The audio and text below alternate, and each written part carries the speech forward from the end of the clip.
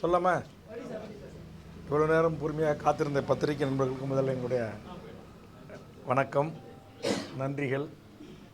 சிறை சமீப காலத்தில் நான் பார்த்த திரைப்படங்களில், குறிப்பாக அந்த நீதிமன்ற காட்சியில் சிறை கைதியாக அப்துல் ரவுப்பாக நீதிமன்றத்துக்கு அழைத்து வரப்பட்ட அவனும் அவன் நேசித்த காதலியும் நேருக்கு நேராக பார்க்கின்ற அந்த தருணத்திலிருந்து படம் முடிகின்ற வரையில் என் கண்களில் இருந்த நீர் முழுவதுமாக நான் துடைத்து கொண்டே இருந்தேன். ஒரு மிக சிறப்பான, ஒரு அற்புதமான ஒரு படைப்பை இந்த படத்தினுடைய இயக்குனர் சுரேஷ் அவர்கள், அவருடைய தாயார் ராஜகுமாரி, சுரேஷ் ராஜகுமார் என்ற அந்த இயக்குனர் திரு வெற்றிமாறன் அவருடன் பணியாற்றி இன்றைக்கு தனியாக ஒரு திரைப்படத்தை அவர் இயக்கியிருக்கிறார். இது ஒரு முதல் படம் இயக்கியது போலே தெரியவில்லை. படத்தின் தொடக்கத்திலிருந்து படம் முடிகின்ற வரையில் மிக நேர்த்தியாக, மிக அழகாக கதை களத்தை அவர் நகர்த்தியிருக்கிறார்.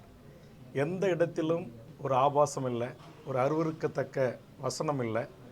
குறிப்பாக இன்றைக்கு இந்தியாவில் மதத்தின் பெயரால் மக்களை எப்படி பிளவுபடுத்துகிறார்கள் என்பதை கூட ஒரே ஒரு காவல் உதவி ஆய்வாளருடைய அந்த சொல்லின் ஊடாக, தமிழீழ மண்ணில் கொத்து கொத்தாக நம் தொப்புள் கொடி உறவுகள் அங்கு சிங்கள பௌத்த பேரினவாதத்தால் படுகொலை செய்யப்பட்ட போது தமிழ்நாட்டில் முதலில் தன் உயிரை தந்திட்டவன் பெரம்பலூர் மாவட்டத்தைச் சேர்ந்த அப்துல் ரவுப்.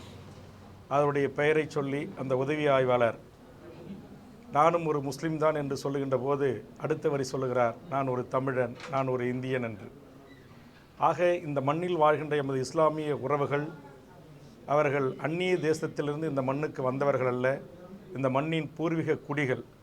அவர்கள் ஏற்றுக்கொண்ட இஸ்லாம் என்கிற ஒரு மார்க்கத்தை வைத்து இங்கு அவர்களை தீவிரவாதிகளாகவும் பயங்கரவாதிகளாகவும் சித்தகரித்து மதத்தின் பெயரால் மக்களை பிளவுபடுத்துகிற சக்திகளுக்கு ஒரு சரியான சாட்டை அடி அந்த ஒரு வார்த்தைகள். அதற்கு பிறகு நீதிபதியாக நீதிமன்றத்தில் அமர்ந்திருக்கக்கூடிய அந்த நீதி அரசர் அவர்கள் மக்கள் நீதிபதியாக என் கண்முன் விரிந்தார்.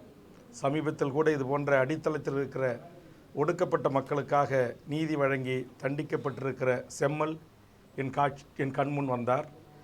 அதே நீதிபதி மாறி இன்னொரு அமர்வில் அப்துல் ரவுப் நிறுத்தப்படுகின்ற போது அமர்ந்த நீதிபதி தற்போது நீதியரசர்கள் எப்படி நீதி பரிபாலன முறையை கையாளுகிறார்கள் என்பதற்கு உதாரணமாக தான் சொல்ல வந்த கருத்தை புரிந்து கொள்ளக்கூடிய சமூகம் புரிந்து கொள்ளட்டும் என்கிற அடிப்படையில் மிக நேர்த்தியாக, அழகாக நம்முடைய இயக்குனர் அவர்கள் அதை காட்சிப்படுத்தியிருந்தார். இந்த படத்தின் கதை ஆசிரியர் அவர்களும் வசனகார்த்தா அவர்களும் படத்தின் தயாரிப்பாளர் அவர்களுக்கும் உண்மையிலேயே தமிழ் சமூகம் மிகப்பெரிய ஒரு பாராட்டுதலை எடுக்க வேண்டும். நாம் அனைவரும் சேர்ந்து அவர்களை மனதார பாராட்ட வேண்டும். அந்த அப்துல் ரவுப் என்று சொல்லக்கூடிய அந்த ஆயில் விதிக்கப்பட்ட அந்த விதிக்கப்படாத விசாரணை கைதி, அவர் கையிலே வச்சிருக்கிற அந்த மஞ்சள் பை ஒரு விநாயகர் படம் பொறித்த ஒரு பை. அவர் காதலித்த அவருடைய காதலி ஒரு இந்து சமூகத்தைச் சேர்ந்த பெண். ஆக கதை களத்தை எப்படி இரு சமூகங்களும் இந்த தமிழர் நிலத்தில் ஒரு புரிதலோடும் ஒரு பக்குவத்தோடும் வாழ்கிறார்கள் என்பதற்கு எடுத்துக்காட்டாக இந்த படத்தை நம்முடைய இயக்குனர் அவர்கள் இயக்கி தந்திருக்கிறார்கள். நாம் எப்போதும் சொல்வது போல் இது தமிழர் நிலம், இது தந்தை பெரியார், இங்கு புரட்சியாளர் அம்பேத்கர், காரல் மார்க்ஸ், இங்கு தமிழ் தேசிய தந்தை ஐயா புலவர் கலியபெருமாள், தோழர் தமிழரசன் போன்ற எண்ணற்ற தமிழ்ச் சமூகத்தின் ஆளுமைகள் இந்த மண்ணை எவ்வளவு மிகச் சிறப்பாக தங்கள் கருத்துக்களை எடுத்து வைத்து பக்குவப்படுத்தி இருக்கிறார்கள் என்பதற்கு இந்த படத்தினுடைய ஒவ்வொரு காட்சிகளையும் நாம் ஒப்பிட்டு பார்க்கின்ற போது உண்மையிலேயே இது மிகப்பெரிய ஒரு பாராட்டுக்குரிய ஒரு படம், சமூக நல்லிணக்கத்திற்கு உரிய ஒரு படம். அதாவது மிகப்பெரிய பொருள் செலவில் இந்த படம் எடுக்கப்படவில்லை. ஒரு பேருந்து, காவல் நிலையம், சிறை, நீதிமன்றம், அவர்கள் பயணித்த மகிழுந்து அல்லது இது போன்ற ஒரு அற்புதமாக ஒவ்வொரு கதை களத்தையும் மிக அழகாக நேர்த்தியாக நகர்த்தியிருக்கிறார்கள். நான் இந்த படத்தை உண்மையிலேயே ரொம்ப நாட்களுக்கு பிறகு விடுதலை பார்த்தேன். நான் திரையரங்குகளில் அதிகமாக படம் பார்ப்பதில்லை. இது போன்ற முன்னோட்ட காட்சியும் அதிகமாக திரை நண்பர்கள் அழைக்கின்ற போது செல்வதில்லை. காரணம், அதில் ஏதாவது நமக்கு உடன்படாத கருத்துக்கள் இருக்கலாம்.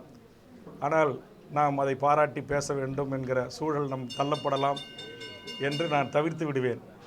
ஆனால் உண்மையிலேயே இந்த படத்தை பார்க்கின்ற போது, குறிப்பாக இடைவெளிக்கு பிறகு படம் முடிகின்ற வரையில் என்னால் கண்ணீரை துடைக்கவே முடியவில்லை. அந்த அளவுக்கு நம்முடைய தமிழ் மக்களின் மனங்களை மிகவும் ஒரு கனத்த ஒரு இதயத்தோடு தான் நான் இடைவெளிக்கு பிறகு அந்த படத்தை பார்த்து கொண்டிருந்தேன். அந்த வகையில் இன்றைய தமிழ்நாட்டுக்கு, தமிழ் சமூகத்திற்கு தேவையான ஒரு படைப்பை நம்முடைய இயக்குனர் அவர்கள் தந்திருக்கிறார். அவருக்கும் அவருடைய குழுவுக்கும், இது போன்ற கதையுள்ள படத்தை தயாரிப்பதற்கு முன்வந்த தயாரிப்பாளர்களுக்கும் என்னுடைய பாராட்டுக்களையும் வாழ்த்துக்களையும். இதற்கான காட்சி அமைப்புகள், ஒளிப்பதிவாளர்கள் எல்லாம். அதில் இன்னொன்று, அந்த சிறை அவர் அனுமதி பெற்று எடுத்திருக்காருன்னு நினைக்கிறேன். அது வேலூர் சிறையினுடைய அப்படியே அந்த சிறை காட்சி. நான் உடனே நம்முடைய அருமை தோழர் செந்தில்வேலிடம் சொன்னேன், இது அப்படியே சிறையில் நடப்பது போலே நடக்குது, ஒருவேளை இது அனுமதி வாங்கி எடுத்திருப்பாங்களா அப்படின்ற ஒரு சந்தேகத்தை அவர்கிட்ட எழுப்பினேன். உடனே இடைவெளிக்கு பிறகு நம்முடைய தோழர் அருள்மொழி அக்காவும் அதை என்கிட்ட கேட்டாங்க. ஆக அந்த அளவுக்கு அப்படியே ஒரு உண்மையான தத்துரூபமான காட்சிகள். அது திரு விக்ரம் பிரபுனுடைய நடிப்பு, கதாநாயகனுடைய நடிப்பு, கதாநாயகனாக அவருடைய நடிப்பு, அவருடைய காதலியாக இருந்த அவர் யதார்த்தமான அந்த நடிப்பு, அவருடைய அம்மா, அவருடைய சகோதரி, அதில் வில்லனாக நடித்திருந்தவர்கள் கூட அவரவருடைய பாத்திரத்துக்கு ஏற்றவாறு இந்த படத்தில் மிகச்சிறப்பாக தங்களுடைய அந்த கதை பாத்திரங்களை ஏற்று தமிழ் சமூகத்திற்கு ஒரு நல்ல ஒரு படைப்பை நமக்கு இயக்குனர் சுரேஷ் ராஜகுமாரி அவர்கள் தந்திருக்கிறார்கள். அவருக்கும் அவரை உருவாக்கிய அவருடைய குரு நம்முடைய விடுதலை படத்தை தந்துட்டு இன்றைக்கு தமிழ்நாடு முழுவதும் தமிழ்நாடு விடுதலை படையை, தமிழ் தேசிய போராளிகளை, புலவர் கலிய பெருமாளை, தோழர் தமிழரசனை, அவரோடு அந்த படையில் நின்று பணியாற்றிய எண்ணற்ற தோழர்களை கொண்டு சேர்த்தவர்களுக்கும், குறிப்பாக இதில் காவலர்கள் அவரை பற்றி சொல்லணும். ஏன்னா நானும் பல வழக்குகளுக்காக நீதிமன்ற காவலர்களோடு பயணித்திருக்கிறேன். உண்மையிலேயே மனச்சாட்சியோடு இது போன்று கடநிலை காவலர்கள், காவல் உதவியாளர்கள், இந்த ஏட்டையா என்று சொல்லவர்கள்லாம் மனவிட்டு அந்த விசாரணை கைதிகளோடு பேசுவாங்க. அவங்களுடைய இன்ப துன்பத்தில் பங்கெடுத்து கொள்வார்கள். அந்த அளவுக்கு எப்படியாவது அவர்களுக்கு உதவ வேண்டும் என்று விக்ரம் பிரபு அவர்களுடைய அந்த கதை சார்ந்த அவருடைய நகர்வு எல்லாமே உண்மையிலேயே பாராட்டுக்குரியது.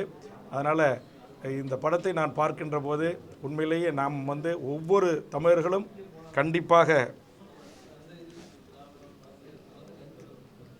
அதான் அந்த திரைக்கதை இவ்வளவு ஒரு நேர்த்தியாக, இவ்வளவு அழகாக, இப்படி மக்கள் மனங்களை வெல்லக்கூடிய, மக்கள் மனங்களில் ஆழமாக பதியக்கூடிய வகையில் இந்த கதையை திரு தமிழ் அவர்கள், அவர் இங்கே வந்திருக்காரான்னு தெரியல, வரல, அவர் படப்பிடிப்பில் இருக்கிறாரு. அவரையும் நான் இந்த நேரத்தில் மனதார பாராட்டுறேன். அப்படிப்பட்ட அற்புதமான ஒரு கதை. அந்த வகையில் இயக்குனர் சுரேஷ் ராஜகுமாரி அவர்களுக்கும் அவரது குழுவினருக்கும் இதில் நடித்த அத்தனை கதாபாத்திரங்களை ஏற்ற அத்தனை நடிகர்களுக்கும், அதுபோன்று இந்த நேரத்தில் தமிழ்நாட்டில் இதயமுள்ள காக்கி சட்டைகள் இருக்கிறார்கள் என்பதை காட்டுகின்ற வகையிலும், எல்லா படத்திலுமே காவலர்கள் என்றாலே வில்லன், காவலர்கள் என்றாலே துப்பாக்கியால் சுடுவர்கள், காவல் நிலையத்தில் கற்பழிப்புக்கு உள்ளாக்கப்படுவர்கள், அல்லது காவலர்கள் என்றாலே மனச்சாட்சி அற்றவர்கள் என்கிற நிலையை போக்கி, காவலர்களும் இந்த படத்தை பார்த்தால் தங்கள் ஒரு மகிழ்வாக கருதுகின்ற ஒரு தருணமாக இந்த படத்தை அந்த ஒற்றை தலைமை காவலராக நடித்த விக்ரம் மூலமாக காவல்துறைகளிலும் கல்நெஞ்சம் அல்ல, காவல்துறையிலும் கனிவோடு பொதுமக்களை அணுகக்கூடிய, பொதுமக்களுடைய உணர்வுகளை புரிந்து அதற்கேற்றவாறு வாய்ப்புகளை வழங்கக்கூடிய, அவர் அந்த விலங்குகளை கைட்ட சொன்னதிலிருந்து, அவர்கள் இருவரை சந்திக்க வைத்ததிலிருந்து, நீதியரசர் அறைக்கு அனுப்பி அவர்கள் விடுதலைக்கு நீங்கள் நீதியரசரை முறையிடுங்கள் என்று சொன்னதிலிருந்து, அதற்கு பிறகு அந்த நீதியரசர் மாற்றப்பட்ட அந்த செய்தியை தொலைபேசியிலாக சொல்வதிலிருந்து, இதையெல்லாம் பார்க்கின்ற போது உண்மையிலேயே காவல்துறையில் இருக்கின்றவர்களுக்கும் இதயம் இருக்கிறது என்பதை அவர்களும் லட்சோப தமிழ்நாட்டுடைய காவலர்களும் மனங்கள் குளிர்கின்ற மகிழ்ச்சி அடைகின்ற வகையிலும் இதை காட்சிப்படுத்தியிருக்கிறார். எந்த ஒரு பிரிதொரு சமுதாயத்தையோ சாதிகளையோ சமூகங்களையோ குற்றம் சாட்டாமல் மிக அற்புதமான ஒரு படைப்பை படைத்திருக்கிற நம்முடைய இயக்குனர் அவர்களுக்கு நான் சார்ந்திருக்கிற தமிழக வாழ்வுரிமை கட்சியின் சார்பாகவும் இதுபோன்று சிறையில் நீண்ட நெடிய நாட்களாக வாழ்கின்ற சிறைவாசிகளின் விடுதலைக்காக களத்தில் நின்று தமிழர் வாழ்வுரிமை கூட்டமைப்பின் சார்பாக போராடுகிற ஒருவனாகவும் ஆந்திர சிறையில், கர்நாடக சிறையில், மைசூர் சிறைகளில் வாழ்கின்ற எண்ணற்ற நம் தமிழ் உரிமைகளை மீட்பதற்காக பல முயற்சிகளை மேற்கொண்டவன் என்கிற அடிப்படையிலும் ஒரு அற்புதமான படைப்பை தமிழ் சமூகத்திற்கு தந்திட்ட இயக்குனர் உள்ளிட்ட அனைவருக்கும் என் நெஞ்சார்ந்த நன்றிகளும் பாராட்டுக்களும் வாழ்த்துக்களும். நன்றி, வணக்கம். அனைத்து தாய் தமிழ்நாட்டு உறவுகளும் உலக தமிழ் உறவுகளும் கண்டிப்பாக இந்த படத்தை திரையரங்குகளுக்கு சென்று பார்த்து இதுபோன்று எளிய குடும்பத்தில் பிறந்து எளிய பின்னணியில் இருந்து உருவாகி வருகின்ற நம்முடைய இயக்குனர் போன்ற நம்முடைய தமிழ் போன்ற படைப்பாளிகளை இந்த சமூகம் கொண்டாட வேண்டும், பாராட்டி அங்கீகரிக்க வேண்டும். அதனால் திரையரங்குகளுக்கு சென்று இந்த படத்தை பாருங்கள் என்று வேண்டுகோள் வைத்து வாழ்த்துக்களை தெரிவித்து நிறைவு செய்கிறேன். நன்றி, வணக்கம்.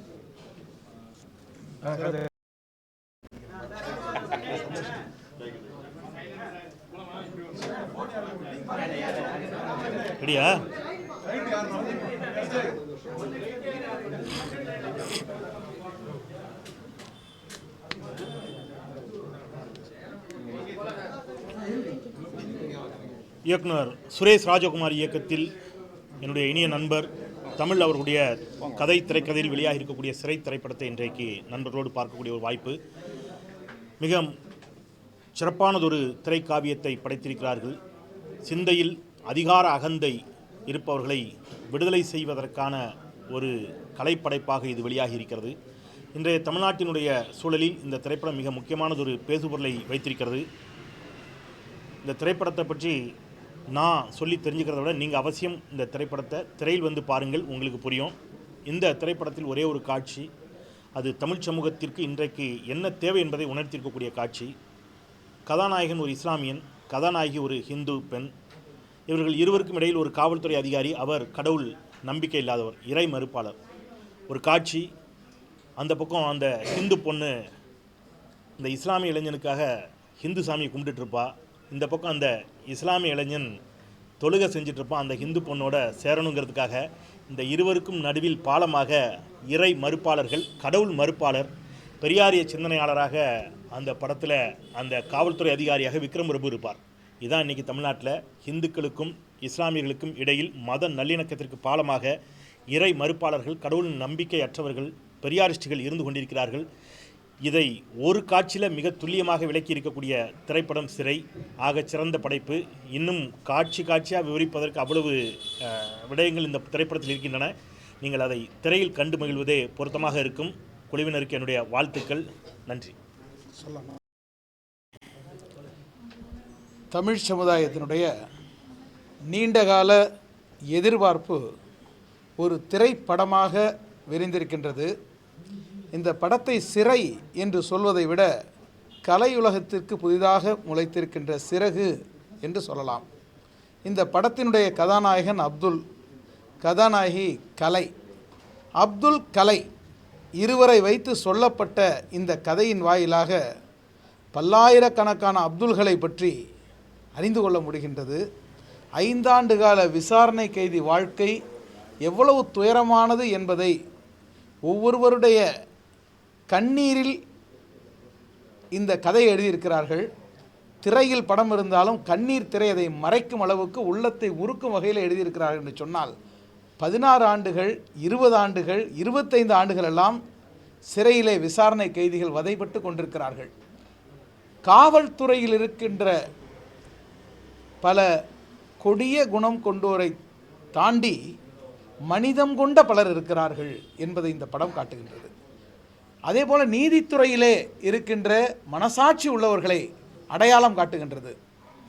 இருளும் ஒளியும் இணைந்து வருவது போல இந்த படத்திலே அதிகாரத்தை தவறாக பயன்படுத்தி அப்பாவிகளை தண்டிப்பவர்கள், தன்னுடைய குறைந்தபட்ச அதிகாரத்தை பயன்படுத்தி ஏதிலிகளை எளியவர்களை காப்பவர்கள் என்று 2 பரிமாணங்களையும் இந்த படம் காட்டியிருக்கின்றது.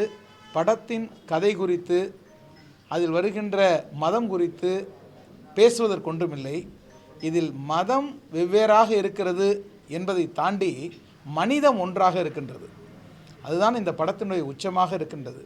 எளிய மக்களுடைய இதயங்களை தொடக்கூடியதோடு இந்த நாட்டின் மனசாட்சியை உலுக்கி இருக்கின்றது. இந்த படத்தை பார்த்துவிட்டு லவ் ஜிஹாதுக்கு ஆதரவாக படம் எடுத்து விட்டார் என்று சிலர் சொல்லக்கூடும். ஆனால் இந்த படம் மனிதத்தை பேசுகின்றது, மனசாட்சியை தொடுகின்றது. ஆதரிக்கத்தக்க, வரவேற்கத்தக்க அருமையான படம். நன்றி. சிறை படம் பார்த்தேன். நான் பொதுவாக தமிழ்நாட்டு மக்கள் சினிமா பார்க்குற மாதிரி படம் பார்த்தா அழுவுறது, சண்டை காட்சி வந்தால் காதை முடிக்கிறது, அப்புறம் எதுக்கு இவ்வளோ சோகமாக படம் எடுத்து வச்சுருக்காங்க அப்படின்னு ரொம்ப வருத்தப்படுறது, அந்த மாதிரியான ஒரு சினிமா பார்க்குற பழக்கமுள்ள ஆள் தான்.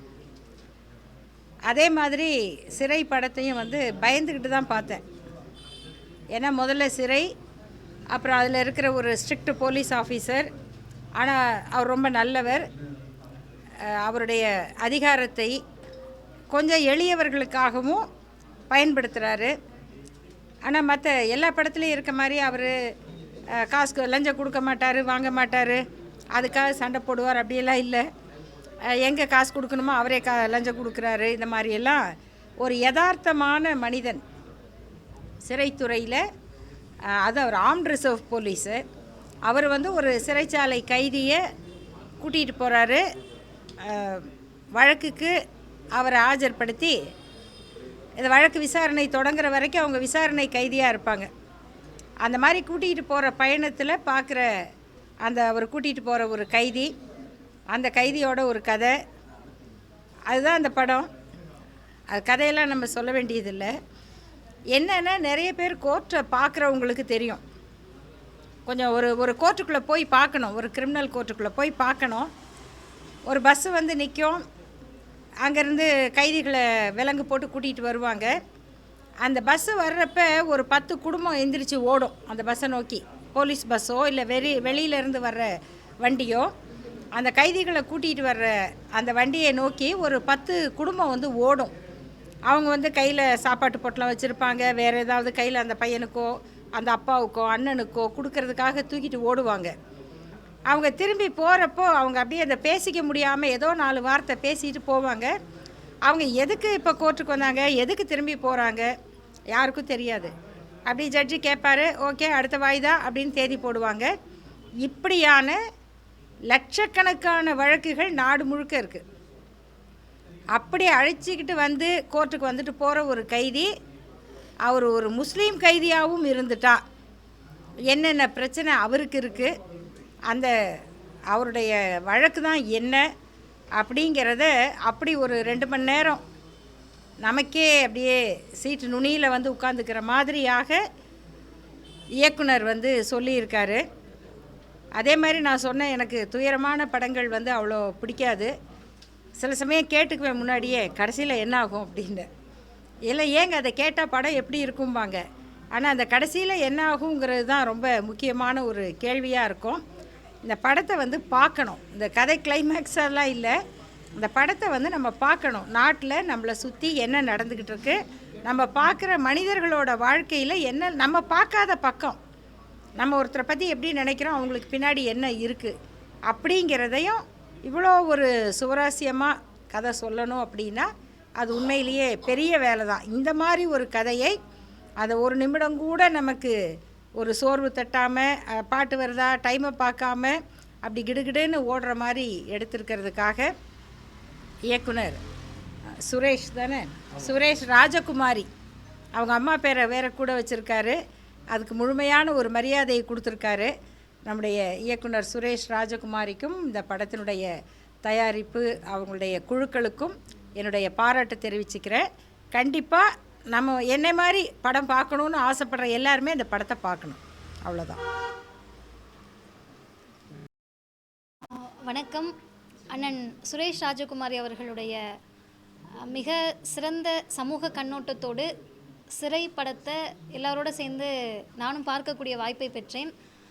பொதுவாக படம் பார்க்குறது அப்படின்னா அந்த 2 மணி நேரம் உட்காந்துருக்கணும், அந்த சத்தத்துக்கு பயந்துட்டு இல்லை வரக்கூடிய காட்சிகளுக்கு பயந்துட்டு தேட்டர் பக்கமே வராத என்னை போன்ற இளைஞர்கள் இருந்தீங்கன்னா நீங்கள் நிச்சயமாக இந்த படத்தை பார்க்கணும்.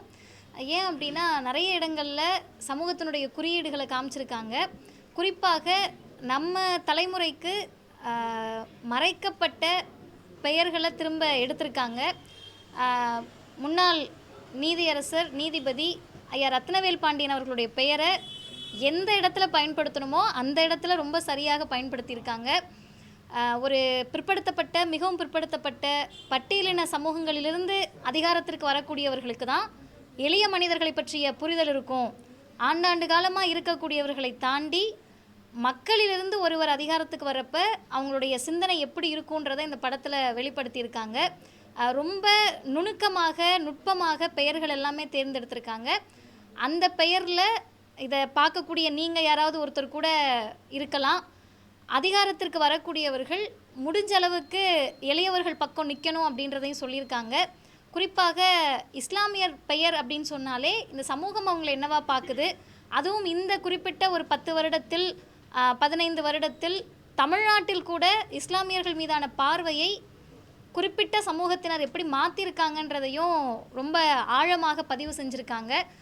பெண்கள் அப்படின்னு சொன்னாலே அவங்க ரொம்ப வெக்கத்தோடு இருக்கணும், நாணத்தோடு இருக்கணும், தன்னுடைய காதலை கூட மறைச்சிட்டு பெண்மையை பாதுகாக்கணுன்ற தேவையெல்லாம் இல்லை. ஒரு பையனை பிடிச்சிருந்தா அந்த பொண்ணே போய் சொல்லலாம், அந்த பையன்தான் வேணும் அப்படின்னு சொன்னால் அதுக்காக உறுதியாக நிற்கலாம். உறுதியாக நிற்கிறப்ப ஒரு ஜாதிய சமூகம் அதற்கு எதிராக இருக்குது அப்படின்னு சொன்னால் இன்னொரு பொண்ணு அவங்கள பிரெயின் வாஷ் பண்ணி அந்த பையனுக்கு எதிராக மாற்றுவாங்க அப்படின்றத தாண்டி இன்னொரு பொண்ணும் அவங்க கூட நிற்க முடியும். குடிகாரனாகவே இருந்தாலும் பரவாயில்ல, சொந்த ஜாதிக்காரன்றதை தாண்டி நல்ல மனிதர்களை தேடுங்க, மதம் ஜாதியை கடந்து மனிதர்களை தேடுங்கள், எளியவர்கள் பக்கம் அதிகாரம் இருக்க வேண்டும் அப்படின்றத சொல்லியிருக்காரு. நாங்கள் சட்டம் படிக்கிறப்ப ஹியரிங் போத் சைட்ஸ் அப்படின்னு சொல்லி இயற்கை நீதி நேச்சுரல் ஜஸ்டிஸ் அப்படின்னு வரும். அந்த ஹியரிங் போத் சைட்ஸ் பெரும்பாலும் கேட்கப்படுகிறதா அப்படின்ற கேள்விக்கு இந்த படம் பதில் கொடுத்துருக்கு. ஒரு பக்கம் மட்டும் கேட்டு எழுதப்படக்கூடிய தீர்ப்புகளோ அல்லது எந்த பக்கமுமே கேட்காமல் நாள் தள்ளி விசாரணை கைதியாகவே இருந்தால், அதுவும் அவர் இஸ்லாமியராக இருந்தால் அவங்க நிலைமை என்னவா இருக்குன்றதை சொல்லியிருக்காரு. எல்லா வகையிலும் சமூக கண்ணோட்டத்தோடு இன்றைய தலைமுறைக்கு தேவையான ஒன்றை ஒரு 10 புத்தகம் படித்து தெரிஞ்சுக்கிறது, நிறைய மேடை பேச்சுகள் கேட்டு தெரிஞ்சுக்கிறத ஒரு 2 மணி நேரத்தில் எந்த அளவிற்கு வணிக ரீதியாகவும் அதை தொட முடியுமோ அந்த இடத்தில் தொட்டிருக்கிறார்கள். அனைவரும் அதை நிச்சயமாக திரையரங்கில் போய் பார்க்க வேண்டும். அனைத்து தோழர்களுக்கும், குறிப்பாக இந்த படத்தினுடைய குழுவினருக்கும், இயக்குனர் அண்ணன் சுரேஷ் ராஜகுமாரி அவர்களுக்கும் மனம் நிறைந்த பாராட்டுக்கள். நன்றி. ஆரம்ப காலத்தில் பார்க்கும்போது மக்களுக்கு நல்ல கருத்துக்களையும் நல்ல நெறிமுறைகளையும் செயல்பாட்டுகளையும் அடையாளமாக ஆதாரமாக முன்னிலைப்படுத்தும். இதுதான் கலைத்துறையுடைய பங்களிப்பு. கலைத்துறை சார்ந்தவர்களும் ஒரு பத்திரிகைக்காரர்கள் தான். அப்படி தான் கலைத்துறை முன்னிலைப்படுத்தி வந்தது. அப்படிப்பட்ட சூழ்நிலையில் கலைத்துறை இந்த சமுதாயத்தை பழுது பார்க்கும் களமாக இல்லாமல் பொழுதுபோக்கும் களமாக இருக்கக்கூடிய சூழ்நிலையில் சுரேஷ் அவர்கள் இந்த படத்தை எடுத்து உண்மையை பேசியுள்ளார், உண்மையை உறக்க பேசியுள்ளார். இவர் எதை பேசியுள்ளார், எப்படி பேசியுள்ளார் என்றால் உண்மையை பேச தொடங்கியுள்ளார், ஆரம்பித்துள்ளார். இனி கலைத்துறை சார்ந்தவர்கள் உண்மையை பேசுவார்கள். எத்தனை உண்மைகள் மறைக்கப்பட்டிருந்தாலும் உண்மைகள் பேசும்போது ஒரு பயம், ஒரு அச்சம் உணர்வுகள் இருக்கும். அந்த உணர்வுகளை தகர்த்தெறிந்து இனி யார் வேண்டுமானாலும் உண்மையை பேசலாம், உண்மையை சொல்லலாம் என்ற நிலைக்கு உயர்த்தப்பட்டிருக்கிறார். ஆகவே இவரை பார்க்கும்போது நமக்கு பெருமையாக இருக்கின்றது. கலைத்துறை எவ்வளவு தூய்மையான துறை என்பதை இன்னும் உணர்த்துகின்றது. ஆகவே கலைத்துறை பற்றி பல விமர்சனங்கள் இருந்தாலும் கலைத்துறையில் எப்படியும் சாதிக்க முடியும், எப்படியும் சாதனை கொண்டு வர முடியும், உண்மையை உறக்க சொல்ல முடியும், எளிய மக்களின் குரலாக இருக்க முடியும் என்பது ஒரு பத்திரிகையாளர்கள் என்ற அடிப்படையில் இருப்பார்களோ அதே போல ஒரு இயக்குனர் பத்திரிகையாளரை விட பல மடங்கு உயர்ந்து ஒரு கருத்தை ஓங்கி சொல்லியுள்ளார். ஆகவே இந்த படத்தை பற்றி நான் சொல்ல வேண்டிய அவசியமில்லை. சிறை, அந்த சிறை என்று சொல்லும்போது அந்த கைரேகையுடன் அந்த எழுத்துக்கள் பதிவுப்பட்டிருக்கின்றன. ஆகவே காலகாலமாக பழியை சுமத்தப்பட்ட ஒரு நிலையை அதை அகற்றி மனித நேயத்துடன் ஒன்றுபட்டு வாழலாம் என்ற கருத்தை, ஆழமான சிந்தனையை விதைத்துள்ளார்கள். கண்டிப்பாக இதை விதைத்த நிலையில் பார்க்கும்போது பெரும் ஆழமரமாக இந்த சமூகத்தில் ஒரு மாற்றத்தை ஏற்படுத்துகின்ற நம்பிக்கை இருக்கின்றது. நான் மதிப்பிற்குரிய சுரேஷ் அவர்களுக்கு என்னுடைய உள்ளார்ந்த நெஞ்சாத நன்றியை தெரிவித்துக் கொள்கிறேன். இவரை போன்ற இன்னும் பல இயக்குநர்கள் உருவாக வேண்டும் என்ற நிலையில் கண்டிப்பாக நாடு மிகப்பெரிய நாடாக இருக்கும். சாதி மதம் இனத்திற்கு அப்பாற்பட்டு ஒன்றுபட்டு வாழக்கூடிய நிலைக்கு ஒரு உயர்வான சிந்தையை உருவாக்கும் என்பதை நான் மனப்பூர்வமாக வாழ்த்தி வர வரவேற்கிறேன். நன்றி சுரேஷ். நன்றி.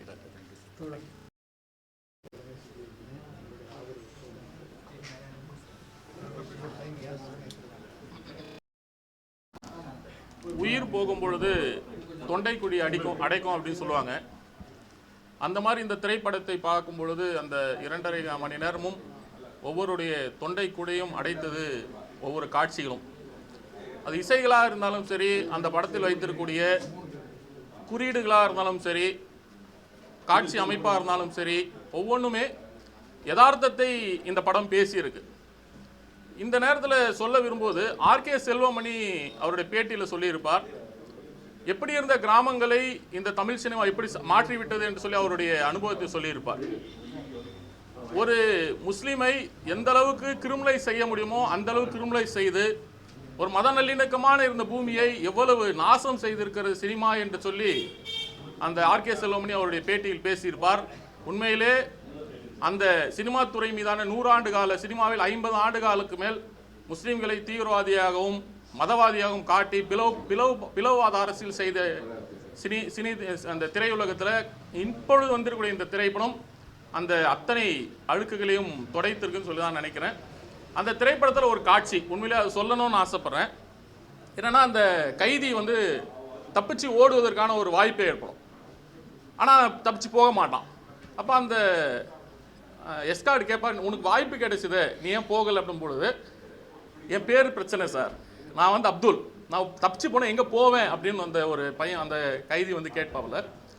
உண்மையிலேயே நம்ம எல்லாரும் ஃபாத்திமா லத்தீஃப் தெரியும், ஐஐடியுடைய மாணவி. அந்த பொண்ணு தற்கொலை பண்ணிக்கலாம். கேரளாவிலேருந்து இங்கே படித்த பொண்ணை தற்கொலை பண்ணிக்கலாம். அந்த தற்கொலையின் பொழுது அவர் எழுதி வைத்த கடிதத்தில் இருந்த என்னென்னா, என் மரணத்திற்கு என்னோட பெயர் தான் காரணம் அப்படின்னு. அந்த வலியை இந்த படம் பேசியது. ரெண்டாவது, பல்வேறு சம்பவங்களை ஒவ்வொரு மனிதருடைய வாழ்க்கையிலும், குறிப்பாக சிறைவாசிகளோட வாழ்க்கையில் இருந்த ஒவ்வொரு விஷயத்தையும் இந்த படம் கோர்வையாக பேசியிருக்கு. உண்மையிலே இந்த படத்தை ரொம்ப தைரியமாக எடுத்த தோழர் சுரேஷை நாங்கள் மனதார பாராட்டுறோம். அந்த குறியீடுகளும் பெயர்களும் எங்களோட வலியை பேசியிருக்கிறீங்க. இந்த தமிழ்நாட்டில் வாழ்ந்து கொண்டிருக்கிற இஸ்லாமியர்களுடைய வலிகளை, வேதனைகளை இன்னைக்கு சுரேஷ் ராஜகுமாரி பேசியிருக்கிறார். மனதார பாராட்டுறேன். இது ஒரு படமாக பார்த்துட்டு போனோன்னு சொன்னால் அதனால் அவருக்கும் பெரிய வெற்றி இல்லைன்னு நான் நினைக்கிறேன். இது மாதிரி இன்றைய சிறைகளில் தொடர்ந்து இது மாதிரி நடக்குது. இது முழுக்க முழுக்க நீதித்துறையுடைய அலட்சியத்தை அவர் வெளிப்படுத்துகிறார், அம்பலப்படுத்தியிருக்கிறார். இந்த படத்தை தயவுசெய்து, ஐயா முதலமைச்சர், நான் கையெடுத்து கும்பிடுறேன், இதுவரை நான் கும்பிடுனதில்லை, தயவுசெய்து இந்த படத்தை பாருங்கள். தமிழ்நாட்டில் இருக்கக்கூடிய சிறைத்துறை அவ்வளோ மோசமாக இருக்குது என்பதை தயவுசெய்து நீங்கள் உணருங்கள். இந்தியாவில் இந்த மாதிரி விசாரணை கைதியாக கிட்டத்தட்ட 3900 பேர் இருக்கிறாங்கன்னு சொல்லி ரிப்போர்ட் சொல்லுது. அதில் 1500க்கும் மேற்பட்டவர்கள் தமிழ்நாட்டில் மட்டுமே இருக்கிறாங்க. இந்தியாவிலே அதிகமான சிறைச்சாலைகளை கொண்ட மாநிலம் தமிழ்நாடு. ஜம்மு காஷ்மீரை விட 35% மேற்பட்ட சிறைவாசிகள் தமிழ்நாட்டில் இருக்கிறாங்க. ஆக ஐயா முதலமைச்சர் அவர்கள் இந்த படத்தை தயவுசெய்து பார்க்கணும். எப்படியாவது நீங்கள் முயற்சி செய்யுங்க. ரெண்டாவது, நீதிபதிகள் பாருங்கள். உங்களுடைய எதையுமே வாய்தா மட்டுமே போடுறதுனால எவ்வளோ இப்போ வாழ்க்கை நாசமாக போகுதுன்னு சொல்லி பார்க்கணும். தோழர் சுரேஷ் ஒரு கதை எடுத்திருக்கிறார். இன்னைக்கு எங்கள் கையில் ஒரு 19 கதையுடைய கான்செப்ட் இது. ஒரு சிலிண்டர் வெடிப்பு, அதை தொடர்ந்து 19 அப்பாவிகள் இன்னும் கூட 4 ஆண்டுகளாக 3 ஆண்டுகளாக விசாரணை கைதியாக இருக்கிறாங்க. இதை 4ஆம் தேதி நாங்கள் கோயம்புத்தூரில் வெளியிட இருந்தோம். அதை இப்பொழுது தோழர் மூலமாக வெளியிடுறத நாங்கள் மகிழ்ச்சி அடைகிறோம். குடும்பத்தோட வலியை பேசியிருக்கிறீங்க. இதில் ஏகப்பட்ட குடும்பங்களோட வலியை நடந்தது. 19 குடும்பத்துடைய இது கைதிகளோட வாழ்க்கையில் அந்த கைதிகளால் பாதிக்கப்படக்கூடிய இவங்க போயிடுவாங்க உள்ள. அந்த குடும்பங்கள் சந்திக்கூடிய பிரச்சனைகள், அந்த குழந்தைகள் சந்திக்கூடிய பிரச்சனை, அந்த பெண்கள் சந்திக்கூடிய பிரச்சனைகளை நாங்கள் ஆவணப்படுத்திடுறோம். அதை நாங்கள் 4ஆம் தேதி வெளியிட இருந்ததை இந்த நேரத்தில் உங்கள் மூலிமா வெளியிடுவதில் மகிழ்ச்சி அடைகிறோம். ரொம்ப ஒரு தைரியமான ஒரு படைப்பை தமிழ் சூழலுக்கு கொடுத்த துறை சுரேஷுக்கு மீண்டும் ஒரு நன்றி கூறி, ஏன்னா அது சொல்ல முடியல, அந்தளவுக்கு வலிகளை தமிழ் சமூகத்தில் முஸ்லீம்களுக்கு கொடுத்திருந்த சூழலில் அதற்கான மருந்தாக இந்த படம் அமைந்திருக்கு. மீண்டும் ஒரு முறை படக்குழுவிற்கு வாழ்த்து தெரிவிக்கும். நன்றி.